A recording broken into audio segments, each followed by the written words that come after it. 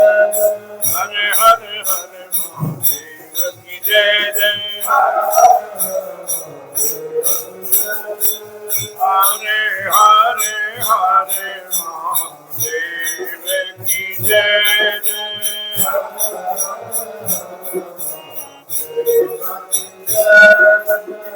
बोलिए सच्चिदानंद भगवान ऋषि मार्कंडेय महाराज, कार्तिक महात्मा श्री हनुमान जी महाराज, नमः पार्वती पते।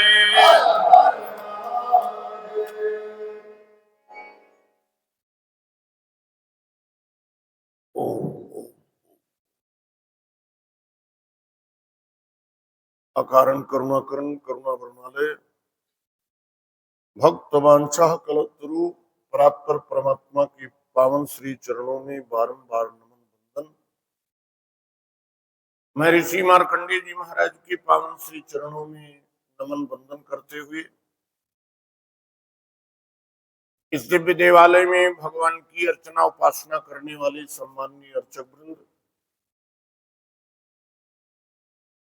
इस पावन संस्था के सम्माननीय समस्त पदाधिकारीगण, नित्य प्रति संपस्थित होकर के प्रातः की पावन पुनीत बेला में, पुण्यमयी बेला में संपस्थित होकर के धर्मार्जन करने वाले प्रभु चरणानुरागी श्रोता महान भाव श्रद्धामयी माताओं देवी, आओ हम अपनी वृत्ति को भगवान की कथा से जोड़े, 5वें अध्याय की कथा को श्रवण करें एवं हृदयंगम करने का प्रयास किया जाए। गुलशन बहुत पीछे बैठते हो, गुलशन लाल आगे बैठो।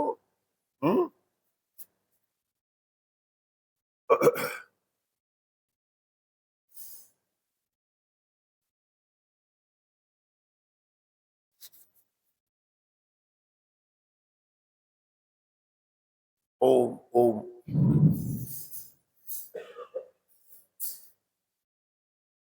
राजा पृथु ने कहा है, हे मुनि जी, आपने कार्तिक और माघ के महीने का विस्तृत फल कहा है। अब इसकी विधिवत स्नान की विधि, नियम, उद्यापन की विधि आप हमसे कहिए। मुनि नारद जी से राजा पृथु ने कहा कि आपने बड़ी महिमा बताई माघ के महीने की, कार्तिक के महीने की, लेकिन ये व्रत कैसे करना चाहिए, इसकी क्या विधि है, कैसे स्नान करना चाहिए, उस नियम को आप मुझे वर्णन करिए। नारद जी ने कहा, विष्णु भगवान के अंश से उत्पन्न हुए हैं, अतएव ये बात आपको मालूम ही है। जैसे मैंने कल निवेदन किया था, राजा पृथु जो है ये भगवदा अवतार है, भगवान के आंशिक अवतार है। राजा पृथु के राज्य में जब अकाल पड़ा है, जिस समय में अन्न पृथ्वी जो है, पृथ्वी में बराबर अन्न नहीं होता था, त्राहि त्राहि लोग करने लगे, तो राजा पृथु ने धनुष बाण लेकर पृथ्वी को मारने के लिए उद्यत हो गए। भगवान ने, राजा पृथु महाराज ने कहा, देखो पृथ्वी, हमारे देश में अब अनाज नहीं हो रहा है, अकाल पड़ गया है, और पृथ्वी में तेरा हनन करूंगा। बसधा में तुम्हें मारने के लिए धनुष पर बाण चढ़ा करके पृथ्वी को मारने के लिए उद्यत हो गए।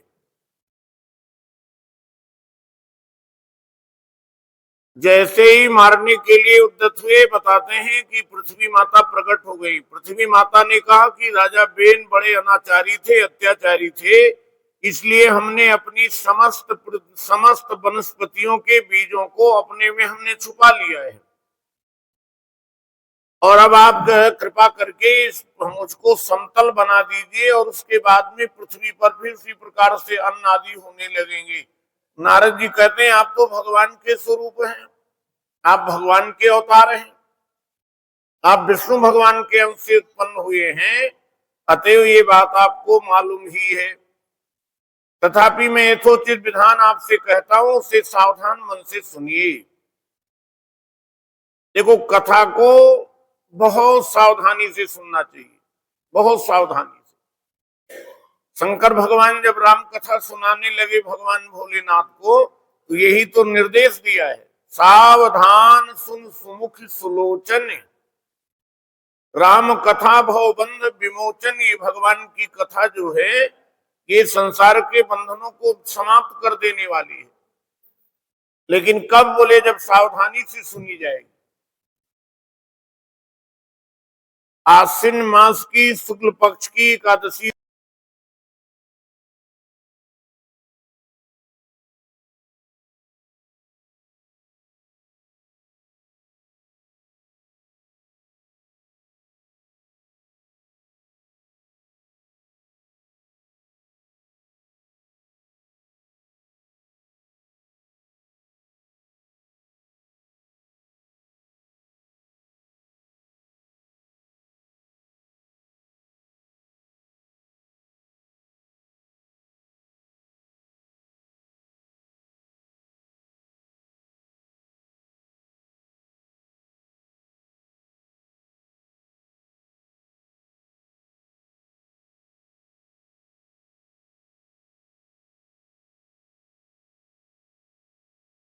से सावधान होकर के कार्तिक महीने का व्रत आरंभ करना चाहिए। ये कार्तिक का महीना जानते हो, पूर्णिमा से तो होता ही है, लेकिन नियम इसका बोले एकादशी से ही, दशहरा के अगले दिन से ही प्रारंभ कर देना चाहिए। इस व्रत को करने वाला सर्वदा रात्रि के चौथे पहर में उठे। अच्छा, आपके कार्तिक के व्रत के नियम को आप कितनी भली प्रकार से कैसे कैसे निर्वहन करते हैं आप जाने, आपकी साधना जाने। लेकिन हाँ, ये जरूर मैं कह सकता हूं कि ये जो नियम है ना, कि चौथे पहर में उठना चाहिए रात्रि के। मार्कंडे मंदिर में बैठ करके कार्तिक महात्म की कथा श्रवण करने वाले तो चतुर्थ पहर में उठेंगे, तभी कथा का ये साधना बन पाएगी, तभी कथा सुन पाएंगे। और केवल कार्तिक ही नहीं, बल्कि हमेशा एक नियम बन जाए कि हम सवेरे सवेरे ब्रह्म मुहूर्त में उठे। ब्रह्म मुहूर्त का मतलब जानते हो ना, ब्रह्म माने परमात्मा। वेदांत जिसको हम भगवान राम कहते हैं, भगवान कृष्ण कहते हैं, उनको वेदांत ब्रह्म कहता है। और वह ब्रह्म, ये मुहूर्त सवेरे वाला जो समय है, ये ब्रह्म मुहूर्त है। हमने अनेकों बार आपके इस मंच से भी बैठ करके संदेश के रूप में निवेदन किया होगा, सवेरे सवेरे ब्रह्म मुहूर्त में उठना चाहिए, सवेरे का समय। हमारे एक मित्र महात्मा है, वो कहते हैं मैं पीसीओ पर फोन करने के लिए चला गया और रात्रि का समय था, 10 बज रहे थे, और जैसे ही मिलाते थे तो उधर से आवाज आती थी, इस रूट की सभी लाइनें व्यस्त हैं, इस रूट की सभी लाइनें। पीसीओ वाले भाई ने, पहले तो पीसीओ चलते थे ना, अब तो पीसीओ भी बंद हो गए, इतनी मोबाइल की भरमार हो गई। तो पीसीओ वाले भाई ने कहा, स्वामी जी एक काम करिए, आप अभी तो जाइए, अभी लाइनें व्यस्त हैं, सवेरे सवेरे 6 बजे आइएगा, 6 बजे हमारी दुकान खुल जाती है, आप आइएगा और फोन मिलाइएगा, आपका फोन मिल जाएगा। स्वामी जी ने कहा क्या जरूरी है? बोले आप देख लेना। अगले दिन ठीक 6 बजे स्वामी जी गए और वो बता रहे थे कि हमने डायल किया, उधर से रिसीवर उठा लिया गया। मैं बात भी कर रहा था और स्वामी जी कहते हैं मेरे मन में एक विचार आ रहा था। क्या? बोले वो सोच रहे थे कि हे भगवान, जब सामान्य से मोबाइल पे नंबर पर डायल सवेरे करने से लाइनें व्यस्त नहीं होती, तो अगर माला लेकर के परमात्मा को डायल करेंगे तो सवेरे सवेरे, आप सवेरे डायल करके प्रातः ब्रह्म मुहूर्त में देखिएगा, देखना परमात्मा आपका रिसीवर उठाते हैं या ना उठावे। तो अभी तो मुझे यहाँ 14-15 तारीख तक रहना है, बताइएगा। साधना का क्रम सवेरे प्रातः काल ही बनेगा। भगवान राम विश्वामित्र जी के यज्ञ रक्षण में जब गए तो रात्रि में पहुंच गए थे, उसी समय यज्ञ प्रारंभ कर देते। लेकिन जब सवेरा हुआ तो भगवान श्री राम जी ने कहा, प्रातः कहा मुनि सन रघुराई, और निर्भय जग करो तुम जाई।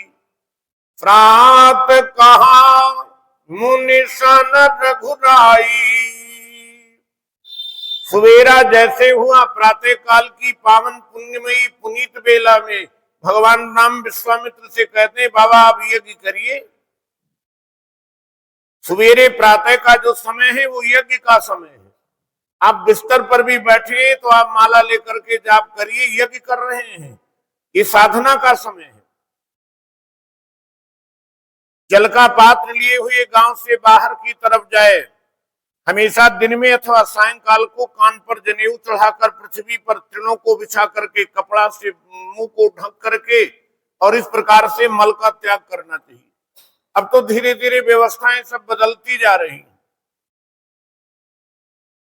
और कई बार तो बड़ा ऐसे अजीब सा लगता है, ऊपर तो महाराज शौचालय बना लेते हैं, नीचे भोजनालय बना लेते हैं। हम जो है सुबह पहले ऐसा नियम होता था कि लोग शौच के लिए भी गांव से बाहर जाते थे। खैर वो तो क्रम धीरे धीरे धीरे धीरे सवेरे मुंह को ढक करके मल का त्याग करना चाहिए।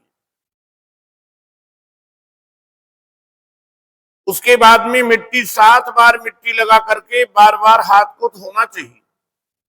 और ये शौच विधि गृहस्थों के लिए कही गई है, ब्रह्मचारियों को इससे दूनी करना चाहिए, वानप्रस्थियों को इससे 3 गुना ज्यादा करना चाहिए और सन्यासियों को 4 गुना अधिक शुद्धि करना चाहिए।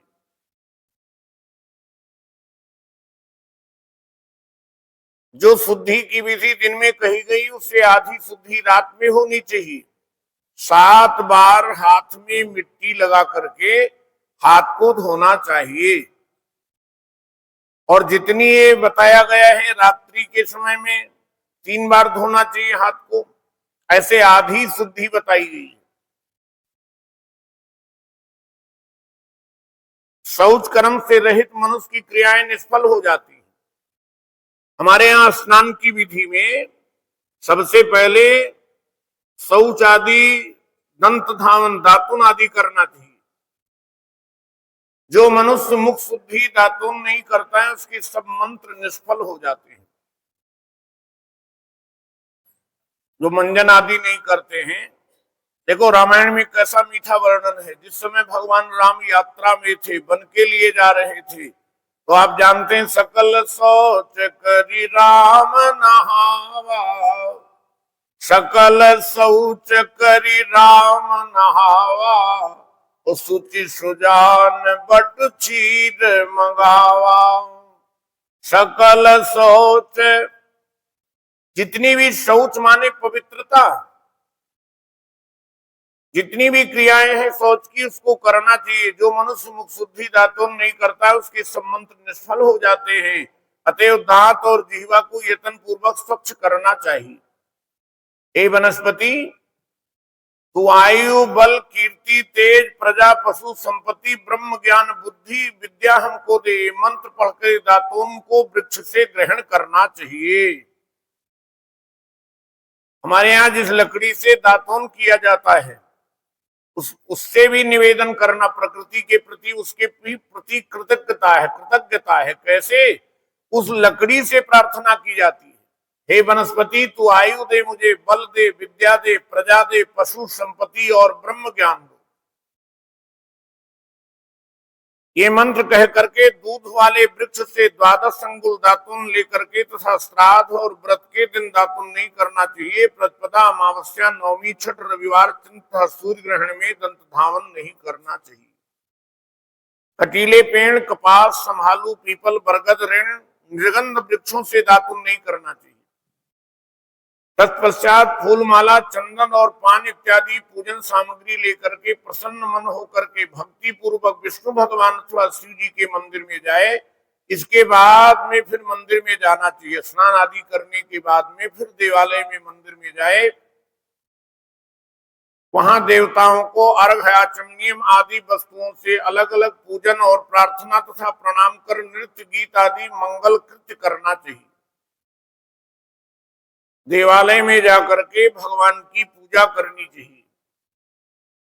पादि अर्घ आचमनीयम से भगवान की पूजन की बड़ी विस्तार की विधि है।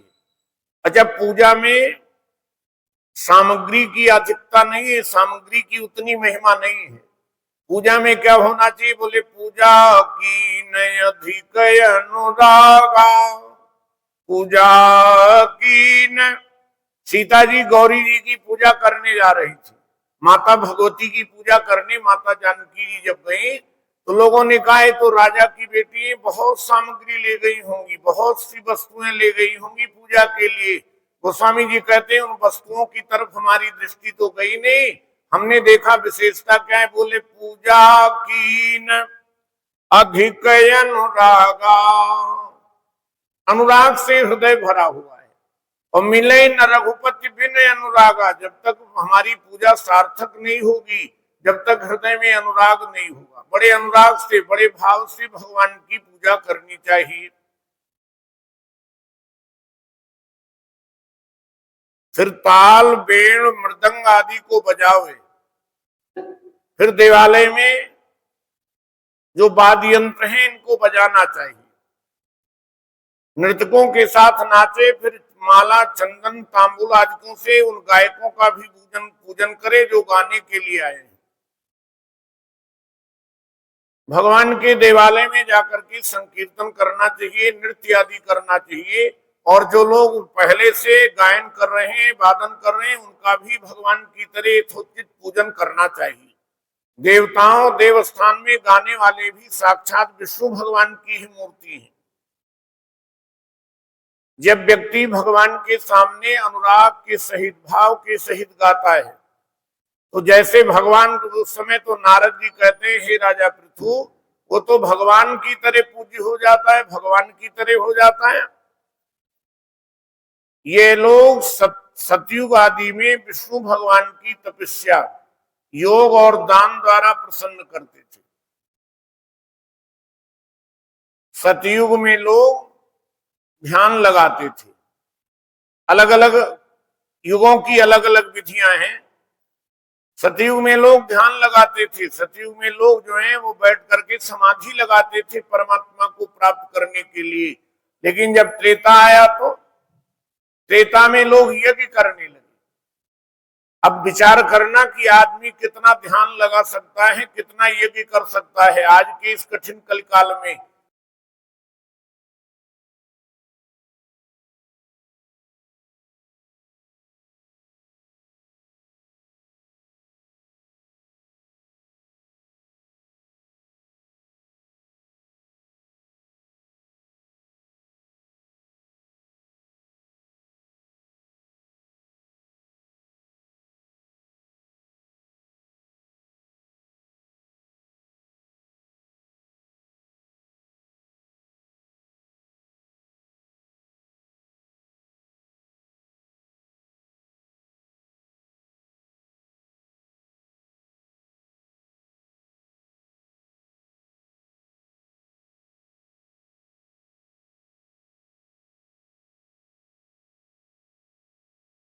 बोले महाराज त्रेता में लोग यज्ञ करने लगे, मख यज्ञ के द्वारा भगवान प्रसन्न होते रहे। त्रेता में लोग समाधि लगाकर भगवान को प्राप्त कर लेते थे।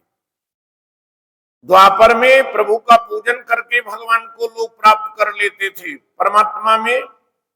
लेकिन कलिकाल में केवल केवल भगवान के नाम का गुणानुवाद। एक चौपाई बहुत बढ़िया किसी महापुरुष ने लिखी है, वैसे रामायण की चौपाई ये नहीं है, लेकिन है बड़े पते की, बड़े महत्व की चौपाई है। वैसे जब लोग ये दावा करते हैं, रामायण में लिखा है कलयुग केवल नाम आधारा और सुमिर सुमिर नर उतरे ही। जब ये दावा करते हैं रामायण में लिखा है, तब तो बड़ा हास्यास्पद बात बन जाती है। वस्तुतः ये लिखा बहुत बढ़िया है। कलयुग केवल नाम आधारा, कलयुग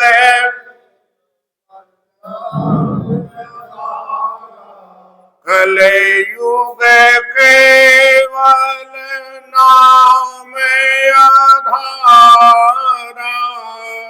कलयुग केवल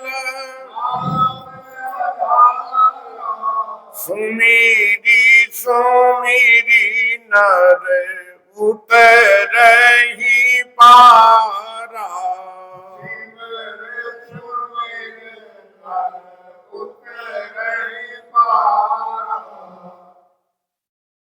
कलयुग केवल नाम आधारा। जब गोस्वामी जी क्या कहते हैं, एक आधार राम गुण गाना।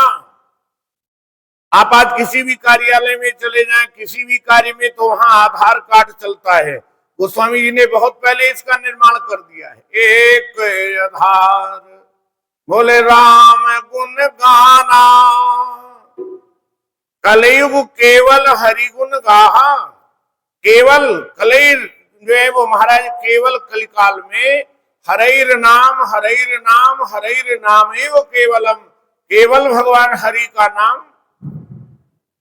और जब व्यक्ति बड़े पवित्र हृदय से जो है निष्कपट हृदय से बड़े भाव से जब व्यक्ति गाता है ना, भगवान का गुणानुवाद करता है। गोस्वामी बिंदु जी ने बहुत बढ़िया एक लाइन लिखा, बोले गाता है जीव जभी, गाता है जीव जभी राघवेंद्र के चरित्र, और चित्त में उपासना का चित्र खिंच जाता है। चित्त में उपासना का चित्र खींच जाता है। बोले जाता है जहान से महाजनी का खाता लिए, बोले भजन जवाहरात हीरे जो कमाता है, भजन जवाहरात हीरे जो कमाता है।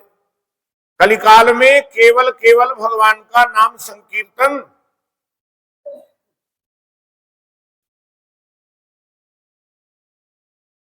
देवस्थान में गाने वाले भी साक्षात विष्णु भगवान की ही मूर्ति हैं। ये लोग सतयुग आदि में विष्णु भगवान की को तपस्या, योग, दान और दान के द्वारा प्रसन्न करते थे, किंतु कलिकाल में केवल अनुराग सहित विष्णु भगवान का गुणगान ही भगवान को प्रसन्न करने के लिए प्रधान माना गया है। हे राजन, मैंने एक बार विष्णु भगवान से पूछा था, आप अधिकतर कहाँ रहते हैं? नारद जी ने भगवान नारायण से पूछा, प्रभु आप रहते कहाँ हैं? ये सुनकर विष्णु भगवान ने कहा, हे नारद, मैं वैकुंठ में अथवा योगियों के हृदय में नहीं रहता हूं। ये श्लोक बड़ा प्रसिद्ध है, प्रायः लोग कहते हैं। ये पद्म पुराण का श्लोक है, जिसकी कथाएं कार्तिक महात्म्य में यहां आ रहा है।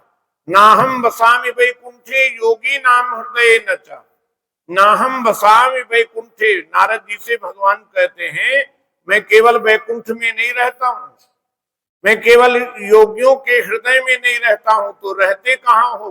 बोले मद भक्ता यत्र गायंती,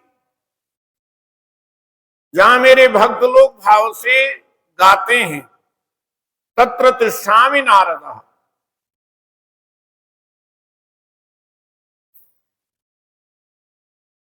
एक कवि हो गए हैं जयदेव जी महाराज।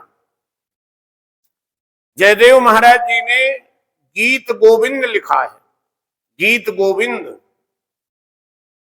बताते हैं कि भगवान के जगन्नाथ जी के मंदिर में रोज ठाकुर जी के वस्त्र फट जाते हैं।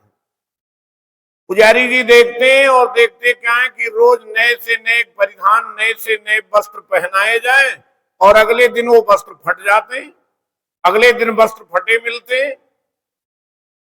एक दिन पुजारी जी ने भगवान जगन्नाथ जी से पूछा, प्रभु जय जय, ये बताओ, ये आपके वस्त्र रोज नए बदले जाते हैं, रोज फट क्यों जाते हैं? बोले राजा को बुलाओ तब मैं बताऊंगा। राजा को बुलाया गया, और राजा जब आए तो राजा ने भी वही निवेदन किया। बोले प्रभु ये बताइए, रोज नए कपड़े, नए परिधान, नए वस्त्र पहनाए जाते हैं, रोज नए फट क्यों जाते हैं? भगवान ने कहा कि एक मालिन की लड़की रोज बैगन तोड़ने जाती है। भक्तमाल में कथा है कि वो लड़की रोज बैगन तोड़ने जाती है, और बैगन जब तोड़ती रहती है तो वो गीत गोविंद गाती है, और गीत गोविंद गाती है तो उसे सुनने के लिए मैं उसके पीछे पीछे चलता रहता हूँ। बैगन में कांटे होते हैं, और उस कांटे से उलझ करके मेरे कपड़े परिधान फट जाते हैं। जैसे सुना राजा के आंखों में आंसू आ गया, पूरे प्रभु गीत गोविंद सुनने के लिए और आपको बैगन के खेत में भटकना पड़ता है। राजा ने उसी दिन से घोषणा कर दी, अब जगन्नाथ जी के मंदिर में रोज 1 घंटा गीत गोविंद का गायन होगा। मद भक्ता यत्र गायंती तत्र तिष्ठामि नारद है। भगवान कहते हैं जहां मेरे भक्त लोग गाते हैं मैं वहीं तो रहा करता हूं। जो प्राणी चंदन माला आदिकों से हमारे भक्तों का पूजन करते हैं, उससे अधिक ऐसी प्रीति और कहीं भी नहीं मेरे लिए होती है। वैसी प्रीति मेरे पूजन से भी नहीं हो सकती। जो लोग पुराणों की कथा तथा मेरे भक्तों की कथा कीर्तन सुन करके उनकी निंदा करते हैं, वो मेरे शत्रु के समान है। भगवान कहते हैं मेरे से किसी से शत्रुता नहीं है, सब पर मोरी बराबर दाया। लेकिन हाँ, जो लोग भगवान की कथा कीर्तन करने वाले की निंदा करते, और मैं आपसे निवेदन करना चाहूंगा,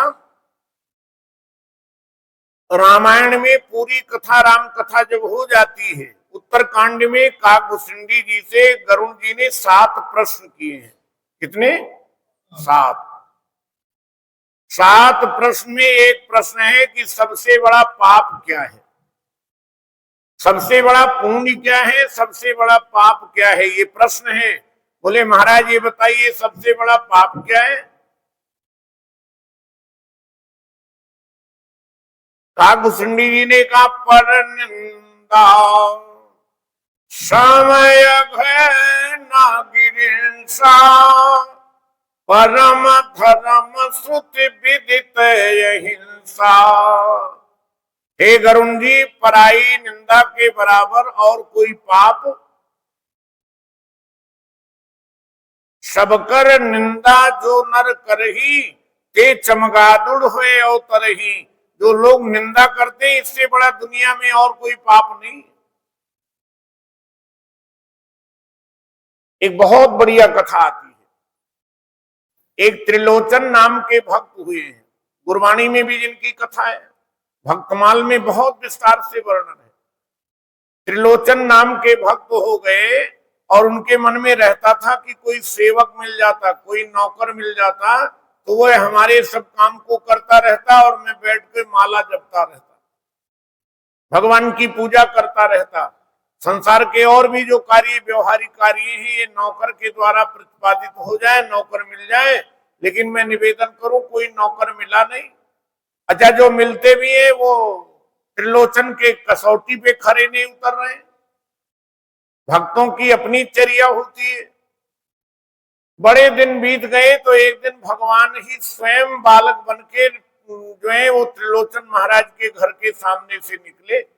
जैसे पंडित जी उन्होंने देखा त्रिलोचन महाराज को, उस बालक ने जय जय श्री सीताराम कहा, जय श्री राधे जैसे अभिवादन किया, और उनकी जो मधुर ध्वनि कानों में पड़ी, अरे बालक तू कहाँ रहता है?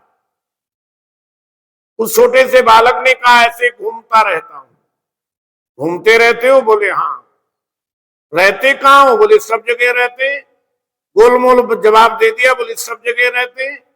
कहां सो कहां जहां प्रभु नाही, कौन सी ऐसी जगह जहां भगवान नहीं? भगवान ने कहा सब जगह रहते। छोटे से बालक बने हुए त्रिलोचन महाराज ने कहा बालक तू बोलता बहुत बढ़िया है, अच्छा ये बताओ नौकरी करोगे, सेवा करोगे? बोले कर लेंगे। अच्छा ये बताओ क्या लोगे, पारिश्रमिक क्या लोगे? उस छोटे से बच्चे ने कहा जो कोई दे देगा। अच्छा ऐसा नौकर मिलेगा क्या? बोले जो कोई दे देगा वही ले लेंगे। सारी बातें हो गई तो त्रिलोचन महाराज ने पूछा ये बताओ तुम्हारा नाम क्या है? तो उस बालक ने कहा मेरा नाम अंतर्यामी है। क्या नाम है? अंतर्यामी है। सबके उर अंतर बसहु जानो भाव कुभाव। सबके हृदय में रहने वाले वही तो भगवान थे, लेकिन त्रिलोचन महाराज समझ नहीं पाए। बोले मेरा नाम अंतर्यामी है। बोले कोई बात नहीं बेटा, तू हमारे यहाँ रहे और मेरे यहाँ जो भी कार्य है। अब आप जानते हैं झाड़ू पोछा लगाना, पूजा के लिए पुष्प लाना, तुलसी दल लाना आदि आदि भक्त के जो कार्य हैं महाराज अंतर्यामी करने लगे। और त्रिलोचन से एक शर्त त्रिलोचन महाराज से एक शर्त अंतर्यामी ने रखी थी। क्या? बोले अगर कोई मेरी निंदा कर देगा तो उसी समय मैं चला जाऊंगा। अगर मेरी त्रिलोचन महाराज ने कहा बालक तू इतना प्यारा बोलता है, इतना बढ़िया, तुझे से बात करने में, तुझे देखने में इतना आनंद आता है, तेरी भला निंदा कौन करेगा? बोले ये शर्त रहेगी, जैसे कोई मेरी निंदा करेगा। बड़े दिनों तक अंतर्यामी बनकर के भगवान त्रिलोचन महाराज की सेवा करते रहे, करते रहे। जब वर्षों महीने और वर्षों बीत गए तो एक दिन अंतर्यामी ने सोचा अब भक्त जी को कुछ थोड़ा उपदेश देना चाहिए। एक दिन भोजन करने बैठे और जितना भोजन बनाया था भक्तानी जी ने सब अंतर्यामी भोजन कर गए। उन्होंने तो सबके लिए बनाया था, अपने लिए, अंतर्यामी के लिए, भक्त जी के लिए, लेकिन जितना भोजन बनाया था सब, और फिर उसी अनुपात से आटा बनाया, फिर रोटी बनाई और फिर उसी प्रकार से, और ये खाते गए खाते गए। कई बार भोजन के लिए आटा बनाया और कई बार ये अंतर्यामी पानी रखा हुआ था गिलास में। माता ने कहा अंतर्यामी तो भोजन कर रहा है, पानी तो पी नहीं रहा है। तो अंतर्यामी ने कहा हमारे यहाँ भोजन का एक नियम है माता। क्या? बोले मध्य पानीम समर्पयामी, जब भोजन का मध्य आता है तब पानी। माता ने कहा हे भगवान मैं थक गई और अभी इनका मध्य नहीं आया। आखिर में अंतर्यामी ने कहा मां तू थक गई है, अब शाम को फिर तसल्ली से भोजन करेंगे। अब आप जाकर के, और कहते जब अंतर्यामी भोजन करके उठे और जैसे ही वो माता बाहर निकली, पड़ोसन ने पूछा आज कहाँ रह गई, आज तो दिखी नहीं। और इतना कहने की देर थी और लगी व्याख्या करने, अरे हमारे घर में जो अगस्त ऋषि आए हैं, जो राहु आए हैं, जब उनको खिलाने से जब उनका पेट भरेगा तब बाहर निकलेंगी। और जैसे इधर निंदा करने लगे उधर अंतर्यामी जाकर के त्रिलोचन महाराज के आगे खड़े हो गए। त्रिलोचन महाराज से कहा बाबा अब मैं जा रहा हूं। क्यों? अरे बोले मेरी निंदा हो गई। किसने की? बोले माता आज मेरी बहुत निंदा की है, मैं जा रहा हूं। और आपसे मैं निवेदन कर दूं, जब त्रिलोचन जी शाम के समय बैठ करके ध्यान लगाते थे तो ठाकुर जी की झांकी होती थी। जैसे आंख बंद करें भगवान का ध्यान करें उसी समय भगवान आ जाते थे। लेकिन आज भगवान नहीं आए। आज तो महाराज वो बालक त्रिलोचन के सामने, आंखों के सामने वही अंतर्यामी दिखाई देने लगे। महात्मा त्रिलोचन बड़े व्याकुल हो गए, छटपटाने लगे, रोने लगे, अरे प्रभु आज आपकी झांकी क्यों नहीं हो रही है? और जब व्याकुल हुए तो त्रिलोचन के सामने वही अंतर्यामी प्रकट हो गए। अंतर्यामी ने कहा बाबा मैं ही तो बना हुआ अंतर्यामी तुझे एक रूप में झांकी कराता था और एक रूप में तेरी सेवा करता था। बोले प्रभु चले क्यों गए? बोले हमारी निंदा हो गई। जहां लोग मेरी कोई निंदा करते हैं, किसी किसी की लोग कोई निंदा करते हैं, वहां मेरा रह पाना भगवान कहते हैं मुश्किल हो जाता है। यही तो मेरी कठिनाई है। जब एक दूसरे की लोग निंदा करते हैं, पगड़ी उछालते हैं, जब दूसरे की बुराई करते हैं तो मैं भगवान कहते मैं वहां टिक नहीं पाता हूं। और मैं त्रिलोचन तेरे लिए यही तो उपदेश देने आया था, केवल पूजा कर लेना, माला जप लेना ही पूजा नहीं है। दुनिया के समस्त कार्य पूजा के रूप में स्वीकार कर लिए जाते हैं। जब व्यक्ति भाव से ये मन में विचार करता है कि जो भी, अगर झाड़ू लगाना भी पूजा हो जाएगी। कैसे? बोले महाराज जो झाड़ू लगा रहे हैं वो ये सोचे कि जो लोग आ रहे हैं इनमें भी परमात्मा है। कभी किसी की निंदा नहीं करनी चाहिए।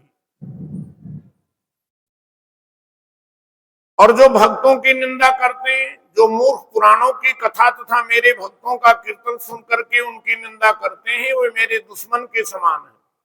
शिरीष, धतूरा, गिरजा, चमेली, केसर, कंदार, मंदार तथा कनेल के फूल और अक्षतों से विष्णु भगवान की पूजा नहीं करनी चाहिए। हमारे यहाँ प्राकृतिक ऐसा कुछ नियम है, प्रकृति का कुछ ऐसे पुष्प निर्धारित कर दिए गए हैं जिससे देवताओं की अलग अलग पूजा करनी चाहिए। कुछ भगवान शिव के पुष्प हैं, कुछ भगवान नारायण के पुष्प हैं, कुछ ऐसे फूल आदि हैं जिससे जिससे अलग अलग देवताओं की अलग अलग विधियों से पूजन करना चाहिए। अड़हुल, कुंद, शीरीष, जूही, मालती, केवड़ा और केवड़ा के पुष्पों से शिव जी का पूजन नहीं करना चाहिए। लक्ष्मी की अभिलाषा करने वाले पुरुष को चाहिए तुलसी पत्र से गणेश जी की, दुर्वा से दुर्गा जी की, अगस्त के फूल से सूर्य नारायण की पूजा ना करें। कभी भी गणेश जी को तुलसी नहीं चढ़ाई जाती है। भगवती देवी दुर्गा को कभी भी दूबड़ा नहीं चढ़ाया जाता है। जिन देवताओं के लिए पूजा में जो फूल निश्चित किए हैं उन्हीं से उनका पूजन करना चाहिए। इस प्रकार से पूजन समाप्त करने के बाद देवादिदेव विष्णु भगवान से क्षमा प्रार्थना करना। कितनी भी पूजा हो जाए उसके बाद में जो भी पूजन आदि करें उसके बाद में हाथ जोड़ करके क्षमा याचना करनी चाहिए। हे सुरेश्वर, हे देव, मेरे पास न मंत्र है, न क्रिया है, न भक्ति है, मैं सबसे हीन हूँ। कुछ भी जो आपकी पूजा मैंने की है आप उस पूजा को हमारे पूर्ण करें। मंत्रहीनम, क्रियाहीनम, भक्तिहीनम सुरेश्वरा। हे प्रभु,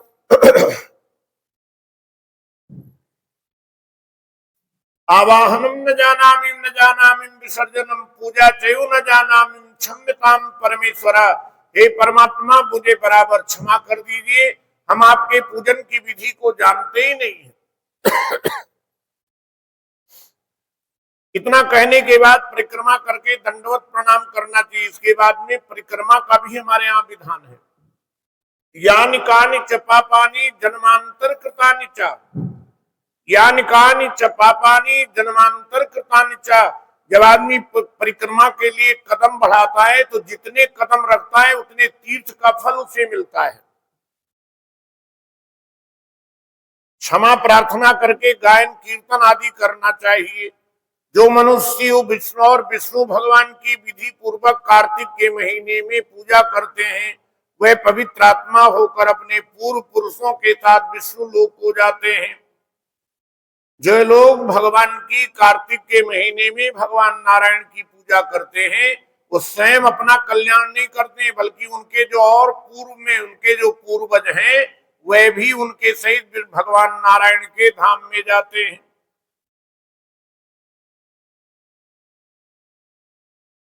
आज बाबा के श्री चरणों में जो प्रसाद की सेवा आई है वो श्री दिनेश कुमार जी बख्शी, रतनगढ़ वाले, जिनका अलमारियों का काम है और जो प्रत्येक दिन बाबा के चरणों में आकर के हाजिरी देते हैं, श्री दिनेश कुमार बख्शी।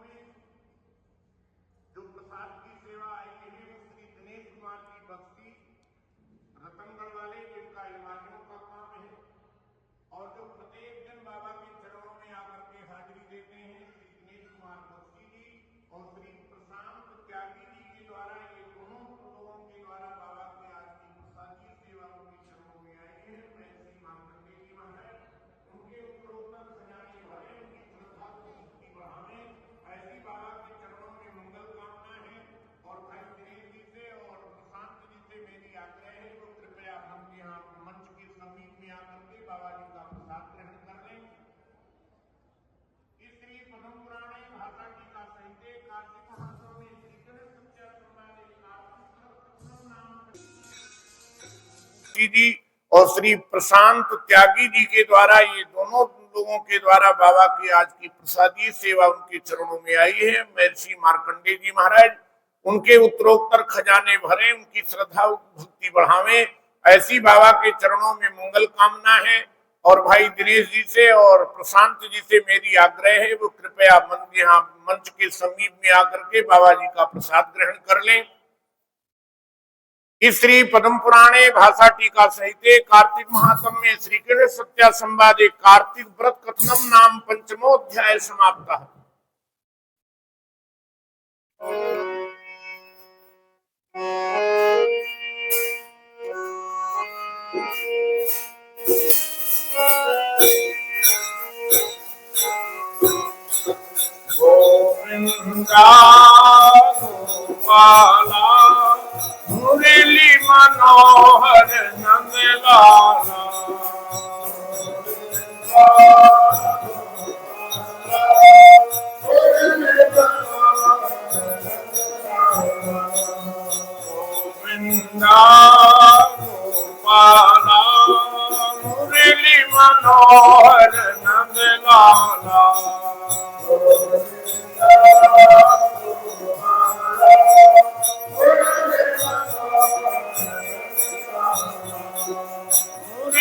मनोहर नंद लाला,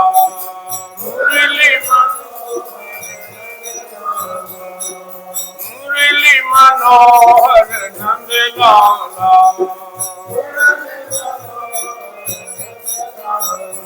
मेरे नंद लाला मेरे गोपाला,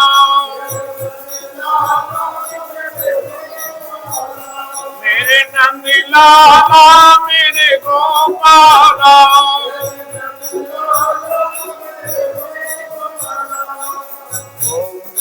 गोपाला मुरली मनोहर नंद लाला,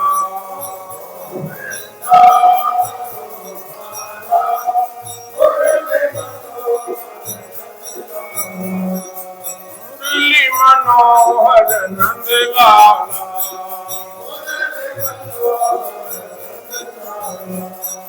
मुरली मनोहर नंद लाला,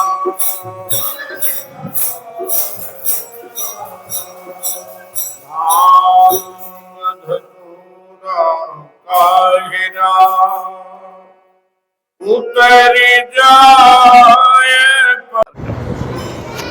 प्रसाद की व्यवस्था करने वाले सदस्य सम्मानित किए जा रहे हैं। बहुत सुंदर, बहुत प्यारा, देख सकते हैं आप लोग। कृपया ध्यान दें, अब नहीं चल रहा है ना। पंडित जी के द्वारा इनको सम्मानित किया जा रहा है। आओ साहब, मलिक साहब कैसे? तो हम आपको दिखाने का प्रयास करेंगे। पंडित जी फल प्रसाद दे रहे हैं, इनको सम्मानित कर रहे हैं। इनको भी देना है। और क्या कीजिए आप? अरे वाह, आओ बाबूजी। दोनों सदस्यों को, भक्तों को सम्मानित किया जा रहा है। फोटो ये दे, पंडित जी सम्मानित कर रहे हैं। जय हो जय हो। और बढ़िया साहब, वो आपको मैं इकट्ठे करके एक दिन तो हमने दे दिया था, वहाँ अजय को दे दिया था। जय श्री राम जी।